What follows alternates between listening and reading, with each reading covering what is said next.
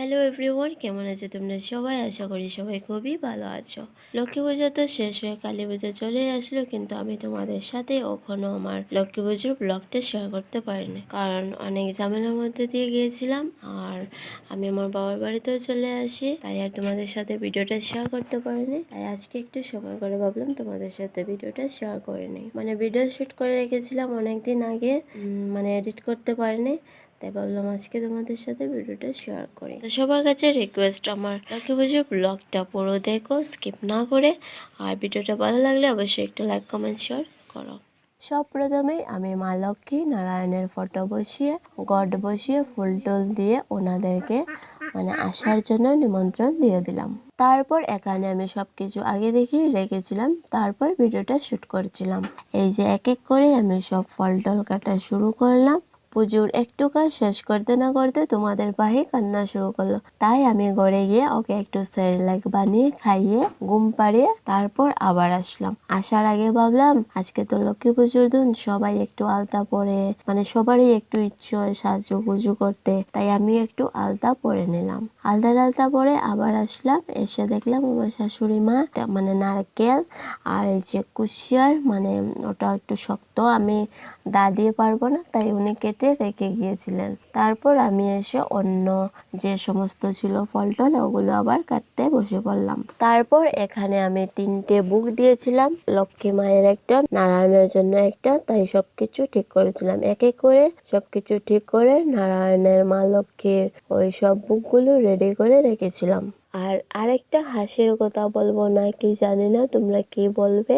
আমাদের ঘরে এই যে চাল ডাল চিড়ে খই, ওগুলা জারে ডালা, বা কেউ কুলু বলে, কেউ ডালা বলে, ওটা আমাদের ঘরে নেই।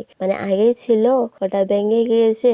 আর পাহির বাবা বা ওদের কাকুকে বলি আনার জন্য, কিন্তু ওরা ভুলে যায়। আর এই যে আমি এখানে খই চিড়ের মধ্যে দান থাকে, আমরা তো খেলে কোনো কিছু না, কিন্তু ভগবানকে তো সবকিছু সুন্দর করে দিতে হয়।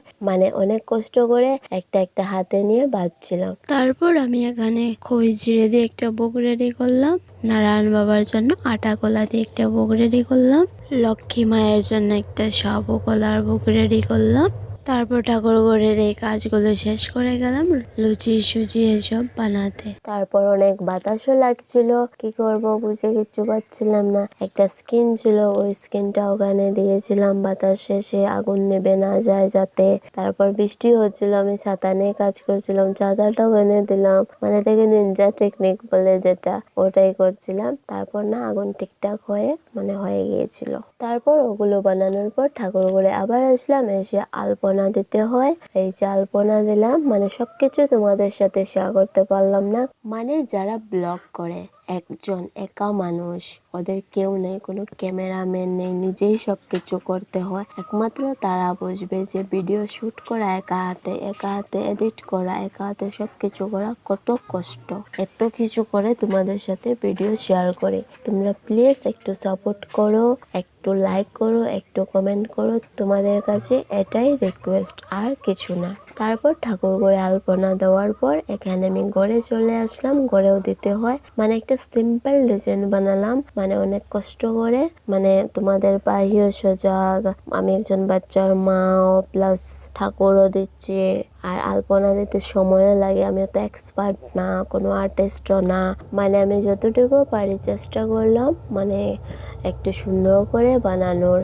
এই যে আমি ফুল আঁকলাম, বেশি ডিজাইন করিনি, সিম্পলের মধ্যে যতটুকু পারি ততটুকুই। আলপনা দেওয়া শেষ হওয়ার পর ঠাকুর ঘরে চলে আসলাম, এসে ঠাকুরের যে সবকিছু রেডি করে গিয়েছিলাম, ঠাকুরের সামনে সবকিছু দিতে হয়, ওটাই করছিলাম। এই যে আমাদের মধ্যে ঠাকুরের যে মা লক্ষ্মীকে এক গ্লাসে বা গড় যে যাতে পারে আর কি, এক গ্লাসে চাউল দিয়ে একটা রূপোর জিনিস দিতে হয়, যে কোনো একটা রূপোর জিনিস, আর এক গ্লাসে ধান দিয়ে একটা সোনার কিছু জিনিস দিতে হয়। ওই দিন ওই রাত মা লক্ষ্মীর কাছে থাকবে, ওটা পরের দিন ওটা নিতে পারো। তারপর এখানে আমি ঠাকুরের বুকে বেলপাতা, তুলসী পাতা তো ভগবান নারায়ণের অনেক প্রিয় জিনিস। তুলসী পাতা দিলাম, বেলপাতা দিলাম, দুধ দিলাম, ঘি দিলাম, মধু দিলাম। ওগুলি না দিলে তো মানে ভগবান পুজো গ্রহণ করেন না, এরকম শুনে আসছি অতদিন ধরে।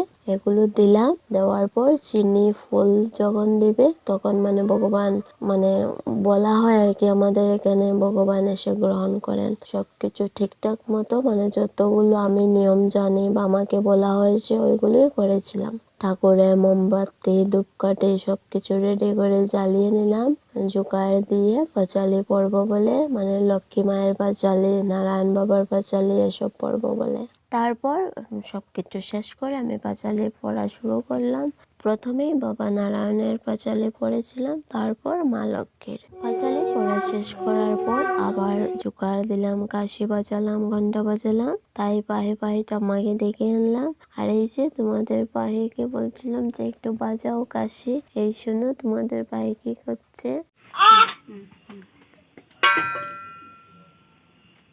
বাজাও বাজাও, বাড়ি মার, বাড়ি বাড়ি বাড়ি বাড়ি।